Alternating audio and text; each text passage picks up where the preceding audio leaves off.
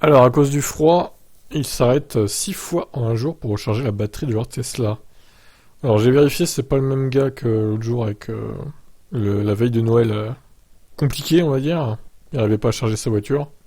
Alors, Xavier, c'est étonnant comme prénom, Stevenson et sa sœur Alice ont décidé de louer une Tesla pour se rendre à Wichita, dans le Kansas, depuis Orlando, en Floride, soit un trajet de plus de 2200 km.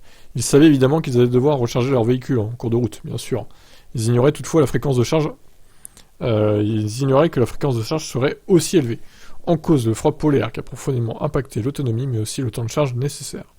À tel point que la batterie a fini par se vider, plus vite qu'elle ne se rechargeait. Ok, d'accord. Lorsqu'ils ont démarré leur road trip, ils pouvaient conduire pendant au moins 2 heures et demie avant de devoir recharger la Tesla. Nous avons fini par devoir nous arrêter toutes les heures à 1 heure et demie pour charger pendant 1 heure, puis 1 heure et demie, puis 2 heures. Waouh! C'est bizarre ça. Outre le temps perdu, le frère et la sœur ont dû débourser entre 25 et 30 dollars pour recharger leur Tesla. En une seule journée, nous nous sommes arrêtés 6 fois pour recharger à ce prix. D'autres clients ayant loué des Tesla chez Hertz auraient eu des problèmes similaires. De son côté, l'entreprise de location assure qu'il n'y a pas eu d'augmentation significative des communications des clients concernant la batterie des véhicules loués. Avant de reconnaître, l'autonomie de la batterie varie selon le conducteur et peut être influencée par la température, etc. Bon. Alors après, certains diront, oui, c'est un témoignage encore qui fait une mauvaise pub à Tesla. C'est un coup des anti-Tesla, un coup des lobbies pétroliers, peut-être. Hein. Après, bon, peut-être que certaines voitures agissent beaucoup plus mal que d'autres.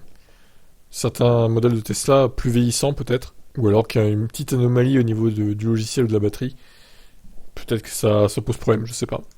Bon, vous en pensez quoi de cette malheureuse expérience?